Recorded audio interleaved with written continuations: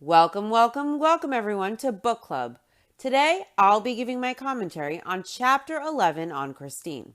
I want to start by pointing out the extent that we were lied to as viewers and the extent of Kody's hypocrisy before I get into this chapter. We learned last episode that the marriage between Christine and Kody began to disintegrate around the time that she was pregnant with Truly back in Lehi. At that time, Christine was overwhelmed. She had a high-risk pregnancy, and before this pregnancy with Truly, she had suffered a scary miscarriage. And she not only cared for her kids and Janelle's kids while pregnant, she also homeschooled, she did the housework, she did the grocery shopping and the cooking and the chores, and she also had to work part-time at night in order to make ends meet. She worked at night, so during her night shifts, Aspen had to take over and get the kids tucked in at night at just 10 years old. So Christine went to Kody, her husband, and she asked for help. She told him she was stressed, she was overwhelmed. Keep in mind, Kody is her husband, the father of her kids, her support system, the man closest to her, the person who is supposed to be closest to her, that she should be able to count on, the man who should be able to sacrifice and make an effort to help Christine care for their kids together. When Christine went to Kody for help, looking for support, Kody told his then wife, "No, sorry, I can't help you. You signed up for this." Kody told her he can't do it. There was no way he could do it because he was in other houses. And keep in mind, even though he may have been in a different section of the house, another wife's section, it was 3 separate apartment units connected in one big house. So technically, Kody was in one house and he could have been there. He wasn't in a separate house away from Christine's house. Christine told Kody they all lived in one house, and he said he just can't do it. He refused. Now let's travel all the way back to the pilot episode so we can see an example of Kody's lying to viewers and of Kody's hypocrisy. Kody says, "Just before bed, we go to bed. We have a family prayer." He hugs and kisses all his kids goodnight. They're in a line to say goodnight to him. Then we see him tucking in Janelle's kids.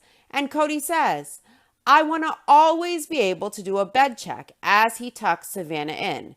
He says he wants to peek in on all of them to make sure that they're all breathing, to make sure that they are all having a peaceful evening.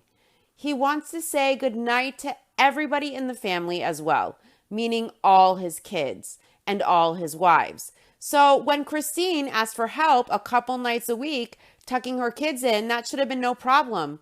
And instead, he refused to do it, and he allowed Aspen, who was in 5th grade, to do it, to be put in a parentified role. So viewers were sold a lie from day one. We were deceived. We were hoodwinked by the used car salesman spinning his narrative. Another example of Kody putting on a show for viewers, another example where his words don't match his actions, is how Kody has always said his wives are free to leave him, and he said he will do all he can financially to help a wife should a wife decide to leave him in order for him to support them, in order for him to support his kids with that wife that leaves financially. There are many examples of Kody saying this, but the one I want to highlight today is from Sister Wives Season 1, Episode 8. Natalie Morales asks Kody if the wives can leave if they want to. Kody says if the wives want to leave, they are free to leave and take the kids. And he would work double time to do all he could to make it easy and convenient on his wives. He said it would be like, and here he foreshadows, he looks directly at Christine as he says this, as if somehow he knew, even back then, that she would leave first. And he says, it would be like, "Hey, if you're gonna take the kids, can you move in the house next door to us? And I'll pay you. I'll pay you more. I'll buy the house. I'll do whatever." He says he'll work extra time and do whatever it takes to make it work for the kids and to keep the kids close. So Kody says here, he will work double time. He will do whatever it takes. Has Cody done whatever it takes for Christine to help her with her kids and her relocation and her financial stability after this divorce? This is just one example of many examples of Cody vowing that should a wife decide to leave, he would cover them financially. So I wonder if Cody has kept his words or if his words match his actions. Judging by Cody's track record of empty words with incongruent actions, it's doubtful. Is Cody doing all he can to provide for Christine and their children? Or is Cody doing all he can to protect his assets, knowing Christine is leaving? I wonder about that. Cody seems very concerned that Christine will meet a man who would want to take Cody's dirty, nasty money that he made off the backs of the family, off of his wives and off of his kids that he exploits, so that his favorite wife and kids can continue to live in the lifestyle they have been accustomed to. Let's remember, Cody sees his family, he calls them the obstacles to his goals in life, the obstacles to achieving his goals in life. But let's remember, without Cody's wives, without Cody's kids, Cody wouldn't have this TV show. He certainly wouldn't have his TLC paycheck. No man who would be worthy of Christine, no man who has any self-respect as a man would want a cent of Cody's dirty, disgusting money that he was able to accrue based on the filming of his wives and his kids. At this point, filming the suffering that Cody's wives and kids endure at his hands. And the money he makes off that, it's bad juju money. No one wants money from their family's emotional suffering. But Cody seems to be very concerned with his money and counting his coins. That little speech he gave Christine about promising she won't sue him, promising she won't meet a man who will take him for every penny he has, that was really pathetic, and it was insulting to Christine and her intelligence. No real man that would be the caliber of a man and a human that Christine would be with would want a cent of that money. And that whole conversation with Christine was so insulting to Christine and to her intelligence. And Christine, by the way, knows how it felt to marry a loser. Why would she want another one? Why would she even need a man to be happy and fulfilled? Maybe what she went through with Kotex was so difficult and so stressful that the woman just wants to enjoy her freedom for now. Maybe she just wants to enjoy her life. Maybe she just wants to enjoy her kids and her family. Maybe she doesn't want that right now. Maybe she doesn't need a man to be happy. Why would she? When she wants a husband, if she wants a husband or a boyfriend or whatever, why would Cody assume that she would pick a loser who wants his money? No one wants his money. I doubt he has that much, and it's bad juju money made from poison and ego and greed. Why would a man who respects himself, a man who would be good enough for a woman like Christine at her level, want to touch bad juju money? But keep in mind, viewers, that Cody said this here in season 1, episode 8, that he would be there to support his wives financially if they choose to leave him. And he said this in many other episodes too. And in this episode, he said, season 1, episode 8, he will work extra time. He will do whatever it takes. He will pay that wife. He will help support her financially so she can leave if she wants. So has Cody covered Christine? Has Cody covered all the medical bills from Truly or from Isabel? Remember when Cody wanted to put off the surgery 6 months? Possibly so Isabel would turn 18 and then maybe he wouldn't have to be financially responsible for anything insurance did not cover. I wonder what Cody has done to help Christine financially, like he promised. He told the world he would cover it. He would work double time to help a wife who wants to leave. I know Christine sold her land on Coyote Pass allegedly for $10, and that was in Cody's favor. But what has Cody done for Christine? Does he support her financially? Does he give her money to pay for her kids? Does he give her money to help house Truly? Does he help pay for Christine's bills, the groceries, Truly's braces if she needs them?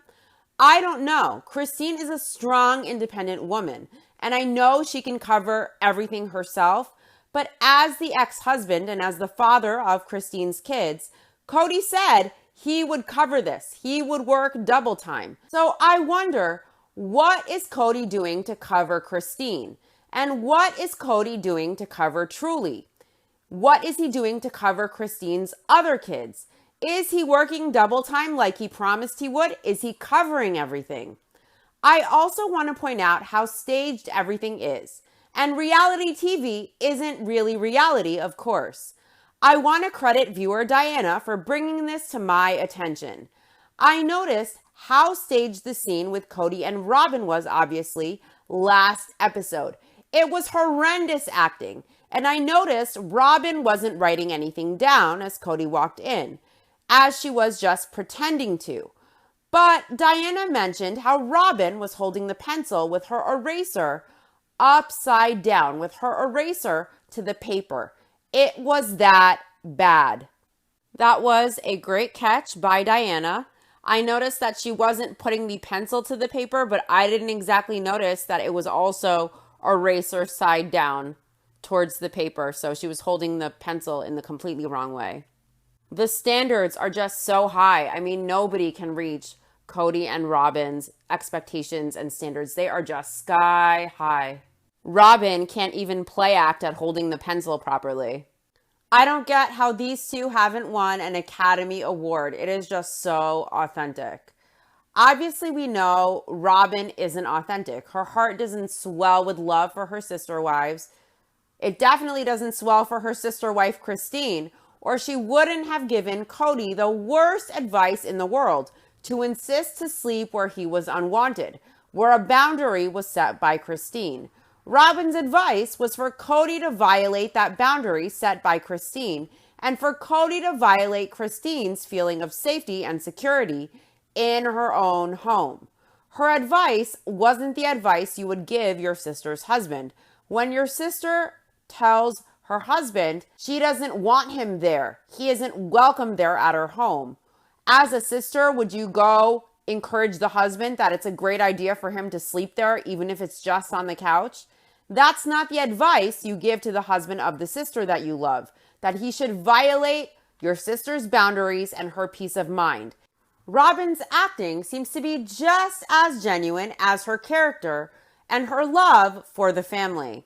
Anyways, let's get into chapter 11 on Christine.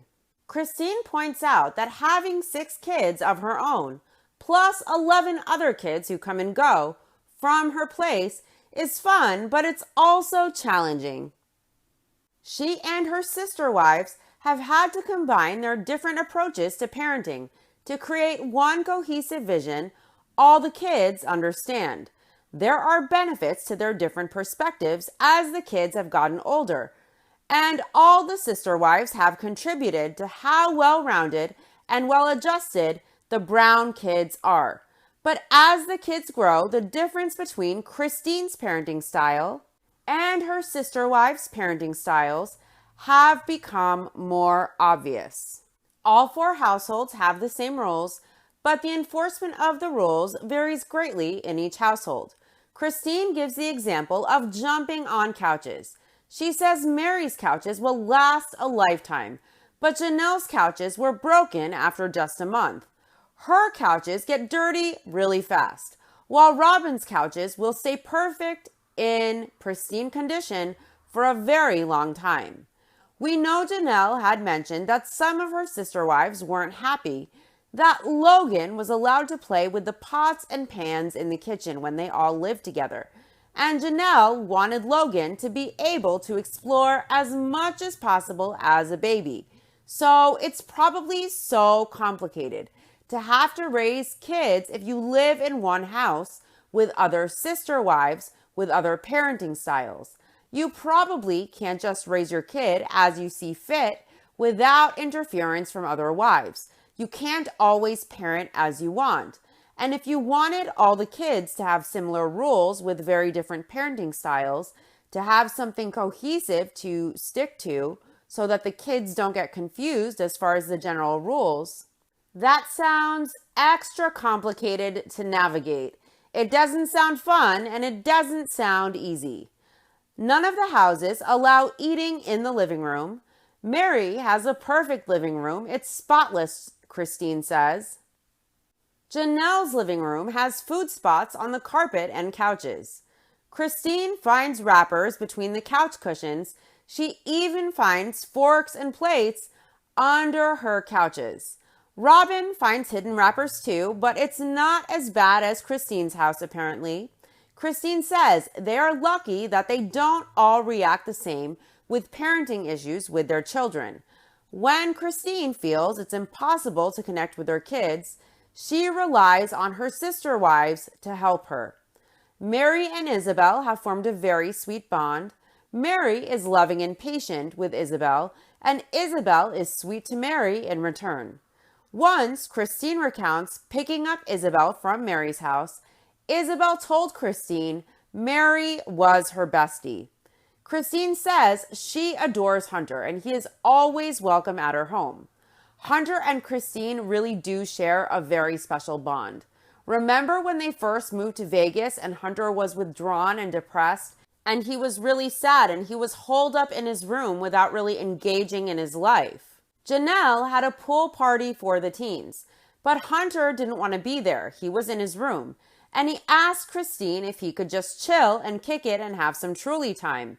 And Christine let Hunter chill. She let Hunter be as he was. And she was just there and she was supportive. And it was really kind and it was really nurturing and it was really loving. And it was good that Hunter had an adult to go to in the family who understood on some level what he was going through. Christine was very supportive and she wasn't overbearing. She let Hunter go through whatever he was going through. She let him be. And I thought that was remarkable. It was amazing. Also, we know Hunter adores Christine as well. He showed up after Isabel's surgery. He drove 3 hours to be there and he probably had to quarantine 2 weeks first. He had to be extra careful to not put Isabel at risk as she healed from surgery. And Hunter was able to sacrifice to be there for his other mom, Christine, and his sister, Isabel. It shows Hunter's character and the type of relationships the kids all have with each other and all have with their moms in the family. Robin has a close relationship with McKelty. Christine says Robin gets McKelty, and Christine really appreciates that because not everyone in the family gets McKelty's unique outlook.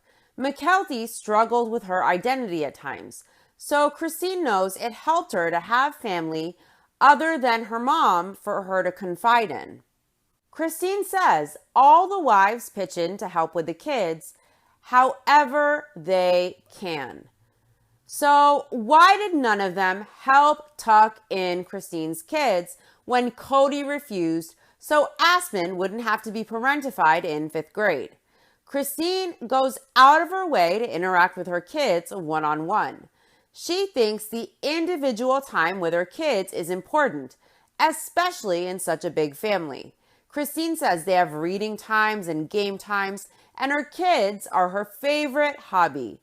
Christine regularly sets up outings with her kids. Sometimes they might just do simple things like get ice cream together or rent a movie that they'll watch in her room together.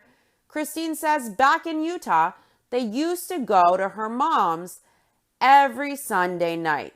And Christine liked to keep up that tradition of doing a Sunday family thing. So one week they drove to the desert and another week they went bowling as a family.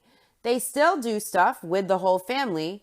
They worship in their homes since they are away from their church. They do church as a family and then family dinner so everyone can hang out now that they're in Vegas at this point and everyone is living in the separate rentals. They spend the evenings doing family stuff together. Christine says since she spends so much time with her kids, she feels very attuned to their needs. And this allows her to be able to establish realistic punishments on a case-by-case basis in her home. Christine chooses consequences that suit the situation. She gives an example that if Aspen leaves the car messy, her punishment is to clean it and vacuum out the carpets. If McKelty wears inappropriate clothing, Christine confiscates those clothes. When Peyton gets bad grades, it's no more Xbox. When Gwendolyn picks on Isabel, she does Isabel's chores. And when Isabel is a brat, she doesn't get to spend time with her mom. Christine's biggest problem right now, at the time of writing this book, were her teenagers, Aspen and McKelty, and how they dress. Keep in mind that her oldest girls were teenagers while she was writing this book, and of course now they're grown adults with husbands and kids and lives of their own. The adults don't think even a hint of cleavage is appropriate. Any cleavage at all is inappropriate. But the girls try to get away with it. Christine says if she and her sister wives were to address this problem of cleavage, they would handle it differently. Mary wouldn't allow the girls to buy the shirt in the first place. Janelle wouldn't notice the low neckline unless it was very drastic, and then she would mention that it wasn't appropriate. Robin would lecture the girls on purity. Of course she would. I can't wait till I get to her purity talk episode. Mary would want the girls to express themselves while still abiding by the rules. Christine just tells the girls to change or pull up their shirts to cover more. She reveals she has recently hidden all of her girls' shirts that have low necklines, but they always manage to buy new ones. They all agree on the neckline issue in the family, but each sister wife's approach to handling it is very different. All the sister wives don't always see eye to eye on all the issues. A sister wife might give their 2 cents if they don't agree with another wife's parenting style. But that doesn't happen very often. Christine says if she has an issue with her kids and she is unsure of how she wants to handle it, she might consult her sister wife for her opinion on it. Christine says, one of the best things about plural marriage is that when she is unsure about how to approach a situation, she can rely on one of her sister wives for some great advice because her sister wives may have experienced the exact same thing. Now, I'm gonna give you an example of some advice Christine got from a sister wife about her relationship with Cody. Let's just evaluate how great the advice is. Do you guys remember a scene in Sister Wives, Season 4, Episode 2? Christine goes to Mary, and they have a heart-to-heart. Christine and Mary are sitting on Mary's bed. Mary has injured her foot. Christine tells Mary she has a beautiful family picture, and she says she and Cody never did take a family picture. Mary asks why, and Christine says, we're not getting along well enough. Christine tells Mary, asking him to do something when you aren't really on good terms. Hello, she says cynically. Christine says, no, he's not going to want to do family pictures with me. Mary asks, so you guys are still struggling? And Christine tells her, yeah. And Mary asks, is anything getting better? Christine responds, there's things about our relationship that we need to discuss. There's things about our relationship that we need to fix. Here comes Mary's stellar advice. Because guess what? She and Cody went through the same thing. Mary tells Christine they were bad. They could not say anything to each other without setting each other off. Mary tells Christine until she starts changing and she starts improving and doing things better, it's not going to make a difference. Christine responds, okay, but at what point does he realize he has made mistakes too? And Mary says she doesn't know when that point will be. Christine asks if Cody has realized he has made mistakes with Mary, if he has talked to Mary about the mistakes he's made with her. Christine asks if it has helped Mary. And Mary says there are times when Cody will say he is stupid, but it takes him a long time. Her advice is, it's hard for guys who seem to come back and say, I was wrong. Christine says that Mary is saying she has to do everything one-sided. She says, I have to fix me. And Mary says, you do, meaning Christine does have to fix herself. Christine says, then it's just one-sided. And Mary says, it might be a while, but yeah, she is serious. This is how she handles it. And Christine asks, is that what really helped you? And Mary says, yeah, it has. And Christine says, she doesn't see that it has helped her. She sees how Mary is being so sweet all of the time. And Christine says, she is just wondering, is it really doing her any good? She says, Mary, he hasn't gone out of town with you all of last year. You didn't get a birthday or an anniversary. She tells Mary, I'm sorry. And Mary says, last year, Christine is right. It was just bad timing around her birthday and her anniversary, and so it never happened. And Mary keeps thinking, okay, it'll happen. She isn't at a point where she can just blow it off and say it doesn't matter, because it does matter. But what matters more is the relationship she has with Cody when he is around. So Mary sacrifices her own wants and needs and her issues in the relationship. She shoves them down. She shoves down her voice to just keep sweet and pretend to be happy while Cody is there, just so he will want to be around her, basically.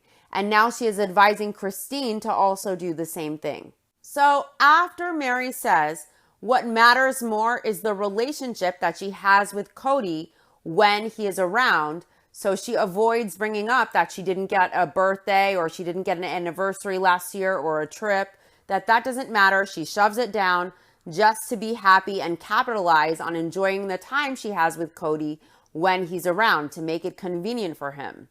And Christine says when Cody is around, she tries to be happy and she tries to be fine, but sometimes she can't block that underlying current. She asks Mary, so I just have to pretend that everything is okay? And Mary says, no, Christine, you don't pretend. But she says that Christine should make the best of the time that she has together with Cody. And Mary says Christine has to figure out another way to work through her own issues without putting it all on Cody. Christine tells Mary it went back to the courtship with Robin. And Mary asks if Christine still has issues with that. And Christine says she does still have issues. And Mary asks Christine, you're not moving past that? And Christine says no. And she says she doesn't trust that Cody will come around. And Mary tells Christine, her not trusting, that is what is keeping Cody away. Christine tells Mary it's gone, meaning her marriage, meaning her trust in Cody. And Mary gives the example to Christine. How many times does Christine do something for Isabel and Isabel gripes at her mom anyways?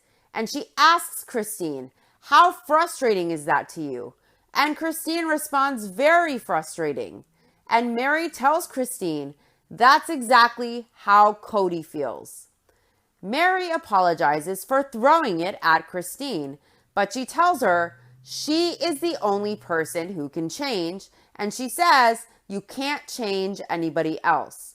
Mary says she advises Christine to go have fun on her date with Cody and to not bring up any of her problems with Cody on the date. She advises Christine to just be happy and have fun. And Christine assures Mary she won't bring up her relationship problems with Cody on their date. So this advice that Mary, Christine's sister wife, gave her because she has been there with Cody is really atrocious advice in my opinion.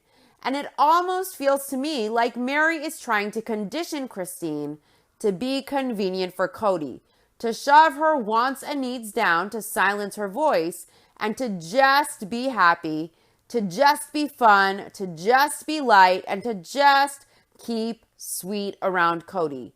She's encouraging Christine to be easy and to accept less than she deserves from her husband. And she's basically saying that it's Christine's fault, that Christine has to fix herself. Christine has to fix her lack of trust in Cody. It's her lack of trust in Cody that keeps him away. It's her failure to overcome her own faults. It's her pesky jealousy and insecurity that is the problem. It's all Christine. Christine has to change herself to accommodate and accept Cody and his bad behavior. And she has to be able to tolerate it better. Cody can't be expected to change. He can't be expected to be a better husband. He can't be expected to be accountable. He can't be expected to be a decent man, a good husband, a good father. This is on Christine. Christine has to change herself. She isn't good enough as is. It's her fault, all of it. And she is being weak and she is at fault. She is the one being inconvenient, and her being inconvenient, bringing up her problems with Cody using her voice, pushes Cody away. It's her fault that Cody isn't there engaging with her. See how these women have to walk on eggshells for Cody? See how they have to shove down the inconvenience of their wants and needs so their husband can stick around and engage with them, but only as long as they are convenient and easy for him and they blow smoke up his ass? This is horrible advice. Just keep sweet, just be happy, be easy so it's convenient for Cody, so he will want to be there and do things with you, like take the family photo. Be sweet, be simple. For Cody, shove down your voice, shove down your concerns, cook a feast for his ego so he will enjoy being around you. What the fuck kind of advice is Mary giving? When does Cody take accountability? When is Cody expected to sacrifice for his wives?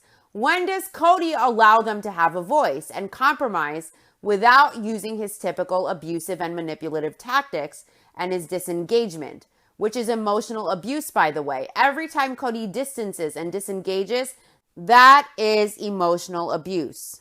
Mary's advice is train yourself to tolerate Cody. Train yourself to constantly give his ego a good BJ.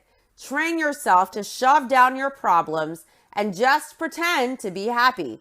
So Cody comes around. So he wants to be around you. You are the problem.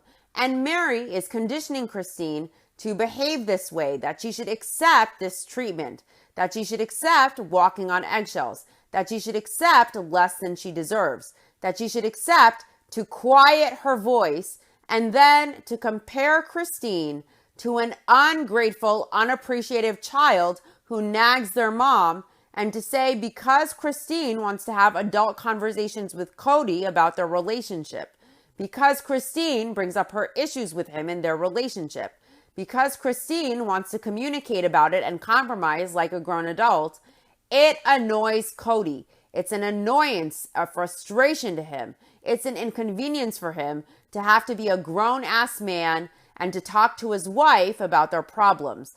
It's a frustration that his wife should even want to communicate with him, just like a bratty Isabel can be a frustration to her mom.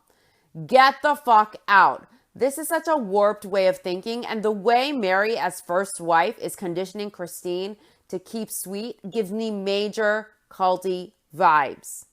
Mary is basically saying that it's up to Christine to change expecting what she deserves. It's up to Christine to tolerate less than. And it's up to Christine to pretend to be happy and shove down her problems and shove down her wants and needs if she wants Cody to give her fair and equal time as a husband. And if she wants investment as a husband and a father from Cody for herself and for her kids.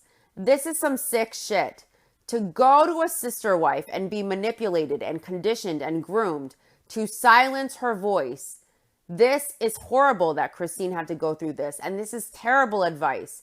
She probably felt so stuck and so suffocated in that situation.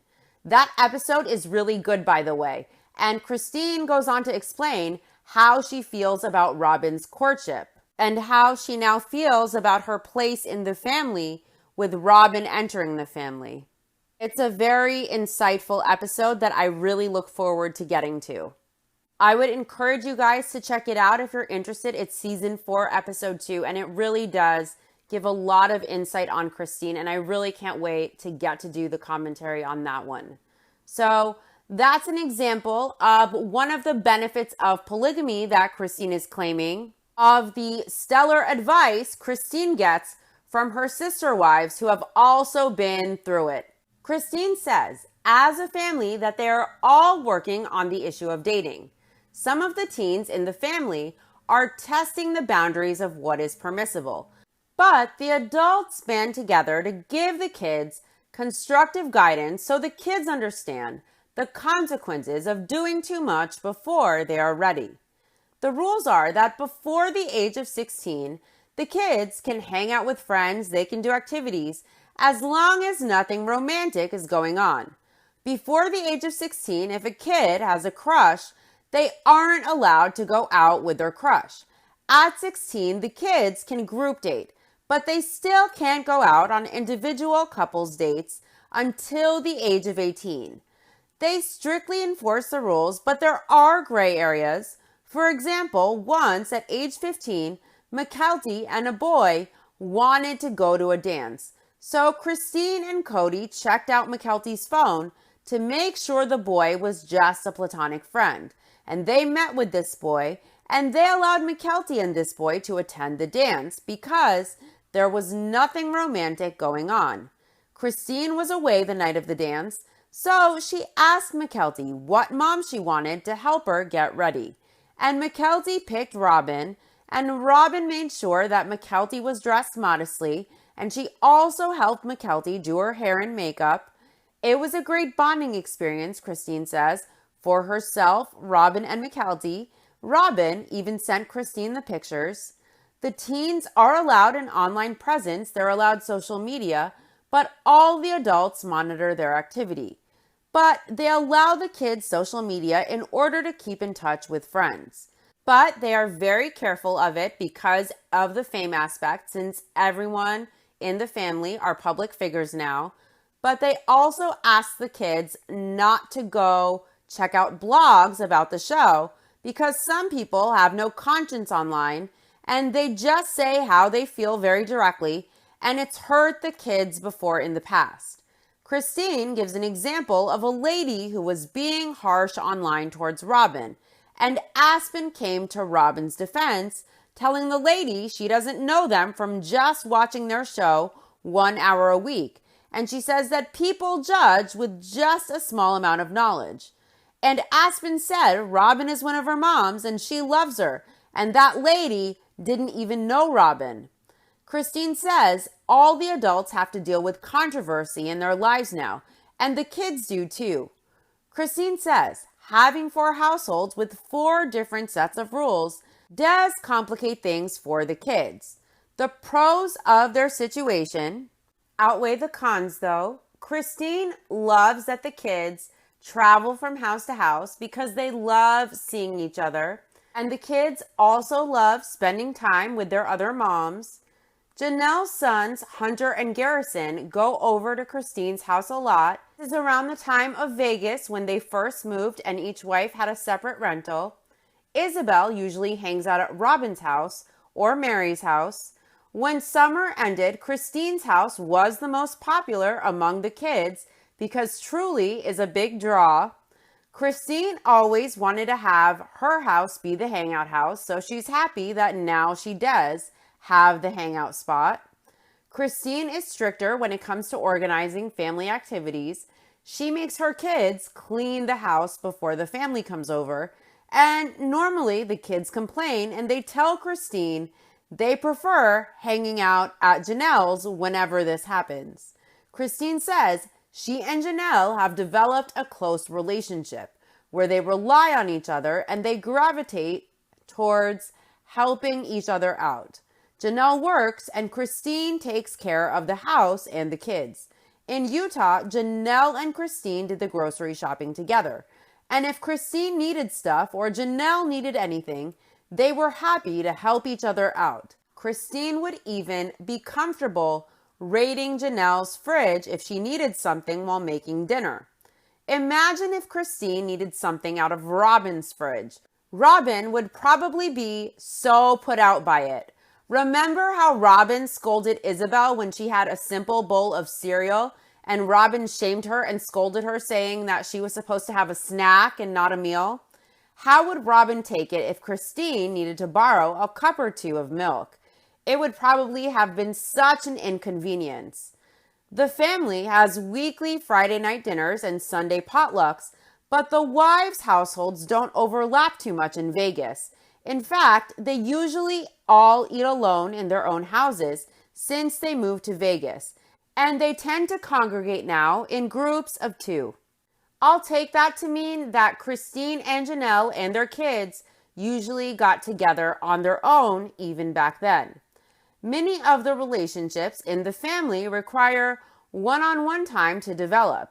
And Christine says it doesn't just need to happen when you incorporate a new wife into the family.